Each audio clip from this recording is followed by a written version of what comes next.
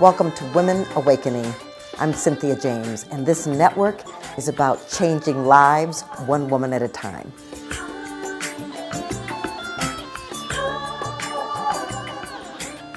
We're changing the world one woman at a time. We're changing the planet one woman at a time. I'm your host, Cynthia James. I'm so grateful to be with you. I'm so grateful to bring to you women that inspire me, that I know are making a difference on the planet, and that I know will inspire you. So I'm very excited today to have Dena Samuels. She is a diversity, equity, and inclusion expert, and mindfulness is the foundation for everything that she does. Dena, welcome. Thank you. Thank you so much for having me, Cynthia. It is such a pleasure to be here today. I'm so excited about you and the work you do. We met because someone we knew mutually said, you two need to meet. That's right. So, Right. Yeah. So talk to me, for those who may not understand, what an expert that deals in diversity and equity and inclusion does. Talk to me about that some. Sure. So my background, when I look at my education, it's, I've undergrad politics, master's in sociology. So I really consider myself a sociologist. And my PhD is in educational leadership, research, and policy. And the education piece to me is really how to engage people in these topics. And so I really am a sociologist at heart.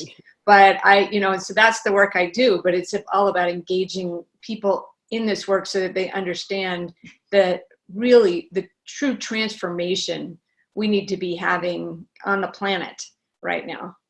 Yeah. Yeah, well, and what's interesting about that, I was facilitating a group last night of African American leaders, and the whole conversation was, how do you reconcile the things that are challenging for you that you're seeing every day? And how do you bring consciousness to that? How do you bring your awareness? How do you bring something within yourself that can shift what we are seeing? Yeah. And part of you is afraid as an African American to walk down the street sometime. Mm-hmm. Understood. And that's really the heart of the work that I do. My work is truly mindfulness based, and just to talk about that for a moment, I'm a white woman doing work on, I have a book that has mindfulness in the title. This could be very problematic in terms of cultural appropriation. So I never talk about mindfulness without talking about the roots of where it came from, that it didn't come from anybody who looks like me, right? That it came from the Eastern world and indigenous cultures and brown and darker skinned folks. And so, I think that's important, and to know what do we do with that? That's a whole other podcast. It's a whole other conversation. Totally. But I do need, I wouldn't do the work without mentioning that, at least giving a little taste of that's something that I think very deeply about. That said, the other question I'm asked often is, mindfulness has been brought to the westernized world mostly from white folks. And so what does that mean for folks of color? How does that help folks of color? So I talk a lot about the work that I do is implicit bias trainings. I do keynotes and workshops around microaggressions, creating a more multicultural organization. I talk about leadership, mindful inclusive leadership, and a lot of the people that I'm speaking to are white, but not all of them. And I, as an inclusive educator, I think it's really important that I am thinking about this from all the different ways. And so, and who's receiving it, who's on the receiving end. What I know and what I teach is that mindfulness actually is very helpful. It's an incredible tool that we can use for so many things. First of all, for recognizing implicit bias. We didn't know this, it wasn't evidence-based until about 5 or 7 years ago. That's when I learned that there's research that shows that if you have any kind of mindfulness practice, whether it be prayer or a spiritual practice or just focusing on the present moment, it actually lowers your implicit bias. And once I learned that that was true, I got really excited because I had been teaching implicit bias training for years and years and happened to have my own mindfulness practice. And so I combined that, and that's really the basis of my latest book. But more so, I talk about mindfulness from a place of calming ourselves down, calming our parasympathetic system. Something, I call it a 10-second vacation. It's something we can do anywhere, anytime, and anyone on the planet can use it. So it is really for everyone. So I think this is great. What I want to say to the listeners is that it's like you can stop and pause in any given time in your day, yes, to bring you back to your center, to ground you, to make decisions from a different point of view, a different perspective. Mm-hmm. So I want to know, what is it that you have done to prepare you to go out? Because you're a speaker, mm-hmm. and you're an educator. But what have you done to prepare yourself to go out to speak to these various audiences, yeah. so that you can touch different people and different cultures and different lifestyles? Yes, beautiful question. I would say probably my biggest experience that has led me to this, well, there's a few, the personal experience, my personal spiritual journey, but also the work that I've done. I was an educator at the university for 20 years. And so, and I was consulting on the side as well. But about a year and a half ago, I left my tenured position at the university to consult full-time, to speak full-time. And so that's what I do. And I'm also, do some coaching. So all of that said, I feel like, when I was at the university, I had students. First of all, I'll say it this way, that my intro course, which I co-created with a colleague of mine, was called Intro to Social Justice Studies. And it was a course that you got credit for, like you got diversity credit for. So it was almost like it fulfilled a lot of requirements. And so therefore I got a cross section of the population. I was teaching in Colorado Springs, University of Colorado at Colorado Springs. And Colorado Springs is pretty well known as being fairly conservative. So thinking about this approach, and I consider myself more progressive, and thinking about this from a little bit of a broader perspective, I was engaged for 20 years, no joke, with folks who really weren't receptive to talking about implicit bias or cultural inclusiveness or even the idea of mindfulness.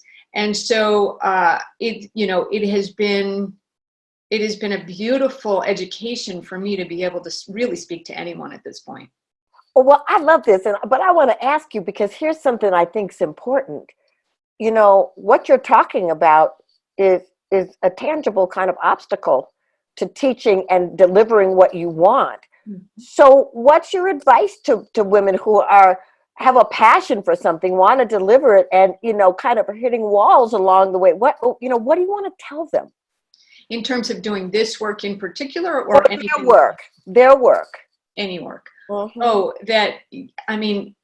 If you are driven by a passion that inspires you, without a doubt, go for it. We're here on this planet for as long as we are, right? And what do you really want to, as Audre Lorde would say, do you want to die with your story still in you? Do you want to, leave this planet without having truly given your all and really lived fully? That's what I would say, that to ask that question of yourself, of yourselves, to really think about and feel about in your body. What does it feel like for you when you think about this inspiration that you have, that you want to do something? Think about that and go from that energy, as opposed to all the fears that come into play And there are plenty. There's so much social conditioning that stops us constantly and makes us, it's actually built to have us live small lives, these small, manageable, appropriate, proper, etc. kind of lives, so that we fit in this box.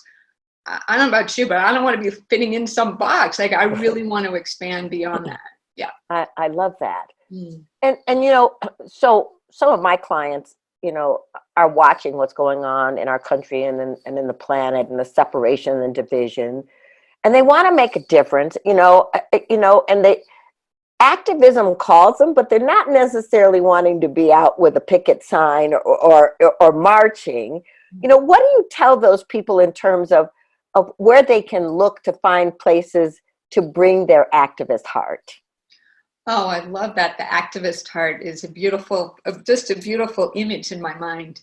I would say that talking to other people, engaging across social differences, if there's ways of getting involved in the community, they may not want to be marching, but there's so many other organizations, groups of people getting together, especially these days, right? Even more so. I think back to the 60s, and there was the groups that formed.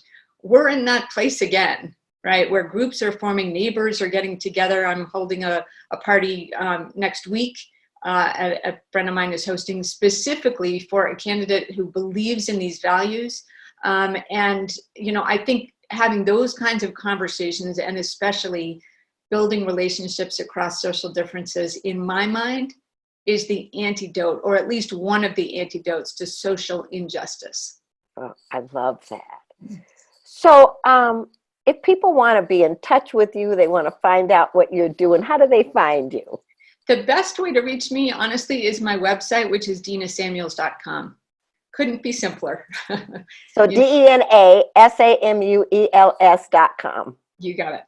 That's perfect. Yeah. So first of all, I'm grateful that you're here, but I want to ask you, what's the one thing you want women to know about awakening, about bringing their gifts to this planet? So what I would love for people to know is that they are not alone, that there is an incredible groundswell of people across the planet who are waking up, who are transforming, whose consciousness is elevating, both personally, spiritually, even socially. And we are part of that movement, you and I, and continues to grow. I am amazed by how many people I am continuing to meet, and in fact, that number has just risen exponentially. Just even in the past year, I would say even in the past 6 months, the people that I come in contact who are sort of like-minded in the sense that they're looking at consciousness, they're looking at how to grow their business consciously. I work with companies that are doing that. There are people who are saying, how do I do this personally, on a personal level? How can I connect internally? So that to me would be mindfulness, guided meditations, all of that. And how can I connect across our social differences with other folks? How can my interactions be more conscious? And then how can I connect beautifully with the planet and be more conscious living? Yeah. Beautiful. Well, thank you so much for being here and sharing your knowledge. And I felt like we could have done an hour and a half conversation on all the stuff that you do. But I think it's something that I want to just acknowledge how important the work is that you're doing, that we all need to understand, our diversity and how we can be equitable in our connections, and that inclusion is a need for humanity across the board. Mm-hmm. So thank you for being here. I am so grateful. Thank you. It really has been a pleasure, and I look forward to seeing you soon. Absolutely. Yes. So ladies, thank you so much for being here. Come back, excuse me, often. We're adding new podcasts every week. These women are doing amazing things on the planet, and I bring them in to just remind you of what's possible. Because we are all here to do great things. We all have unique gifts, and we're all powerful. So thank you so much. I want you to know you matter. You're important, and I'm grateful to be with you.